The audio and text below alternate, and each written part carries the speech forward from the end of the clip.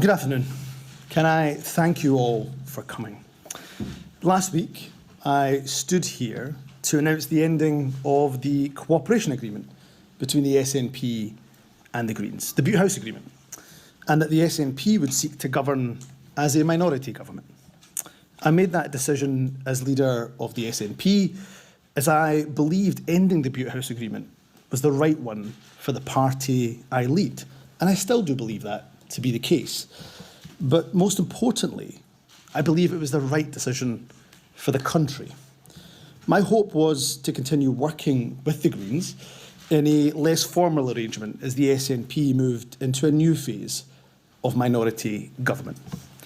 Unfortunately, in ending the Butte House Agreement in the manner that I did, I clearly underestimated the level of hurt and upset that caused Green colleagues. For a minority government to be able to govern effectively and efficiently, trust when working with the opposition is clearly fundamental. And while a route through this week's motion of no confidence was absolutely possible, I am not willing to trade my values and principles or do deals with whomever simply for retaining power. Therefore, after spending the weekend reflecting on what is best for my party, for the government and for the country I lead, I've concluded that repairing our relationship across the political divide can only be done with someone else at the helm. I have therefore informed the SNP's National Secretary of my intention to stand down as party leader and ask that she commences a leadership contest for my replacement as soon as possible. In order to ensure a smooth and orderly transition, it is my intention to continue as First Minister until my successor has been elected, particularly as the Parliament will be debating some incredibly important legislation in the coming days and the coming weeks. I cannot tell you what an honour it is being the First Minister of the country I love, the country I'm raising my family in, and the only country I will ever call home. As a young boy born and raised in Scotland, I could never have dreamt that one day I would have the privilege of leading my country. People who looked like me were not in positions of political influence, let alone leading governments, when I was younger. But we now live in a UK that has a British Hindu Prime Minister, a Muslim Mayor of London, a Black Welsh First Minister, and for a little while longer, a Scots Asian First Minister of this country. So for those who decry that multiculturalism has failed across the UK, I would suggest that the evidence is quite to the contrary, and that is something we should all celebrate. I've had the honour of serving in government for almost 12 years in a variety of roles. Whatever position I held during my time in politics, I've always been guided by my values. As First Minister, I'm incredibly proud to have a fair tax system, the most progressive in the UK, where those who earn the most contribute the most. And it will always be my core belief that in a country as rich as ours, wealth must be far more evenly distributed. I have no doubt at all that whoever takes over from me will continue the Scottish Government's drive to reduce child poverty. I'm proud that through our actions, an estimated 100,000 children are expected to be lifted out of poverty this year.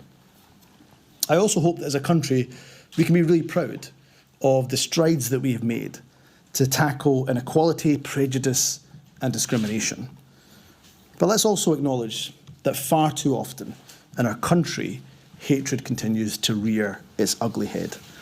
In a world where every issue seems to descend into a toxic culture war, it is often the most marginalised in our society who bear the brunt.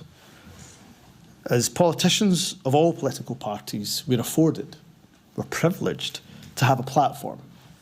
Each and every one of us must resist the temptation of populism at the expense of minorities, particularly in a general election year. I've often said that as a minority myself, my rights don't exist in a vacuum. They're only protected because the rights of everyone are protected.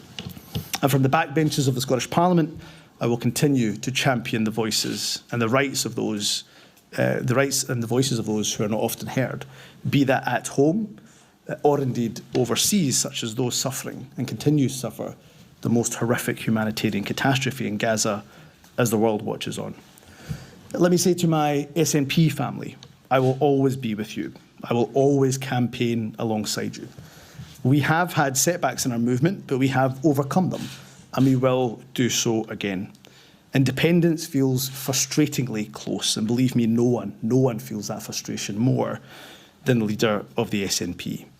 But the last few miles of the marathon are always the hardest, and we have run this race as a team, and I now will prepare to pass the baton to a successor who I'm absolutely certain will lead us over the finish line. And I will tell you today what I will say to that successor. First Ministers get to meet countless inspirational people in communities across Scotland working to make life better for those around them. First Ministers get to see firsthand many of the exciting businesses and industries that will power Scotland's future. And whenever First Ministers set foot beyond Scotland's shores, no matter where they go, in Europe or across the world, they encounter friends and admirers of our nation. If only every person in Scotland could be afforded the opportunity of being First Minister for just one day. On the very next day, it's my belief that they would vote for independence with both their head and their heart. To my fellow MSPs of all political persuasions, next week is a crucial milestone. We mark 25 years of devolution. We have an electoral system that is designed for no political party to have an overall majority. Devolution's founding fathers and mothers, rightly in their wisdom, believe that no one loses out by politicians sharing wisdom, sharing counsel, sharing ideas. But the converse is also true. That is why I would make an appeal to colleagues from across the political spectrum that while government, of course, must act in good faith, so must their opposition, and be prepared to collaborate with us, not just oppose for opposition's sake. The only people who suffer as a result of such an impasse are the very public that we seek to serve. Politics and politicians, not unreasonably, I'm afraid, have often been maligned. However, I truly believe that when we get it right, and often we do, we are a force for good that can transform people's lives for the better. So to my colleagues in opposition, regardless of political party, I genuinely do wish you well. I bear no ill will and certainly bear no grudge against anyone. Politics can be a brutal business. It takes its toll on your physical and mental health. Your family suffer alongside you. I am in absolute debt to my wonderful wife, my beautiful children, and my wider family for putting up with me over the years. I'm afraid you will be seeing a lot more of me from now. You are truly everything to me. And although, of course, as you can tell, I'm sad that my time as First Minister is ending, but I am so grateful, I'm so blessed for having the opportunity that are afforded to so few to lead my country. And who could ask for a better country to lead than Scotland?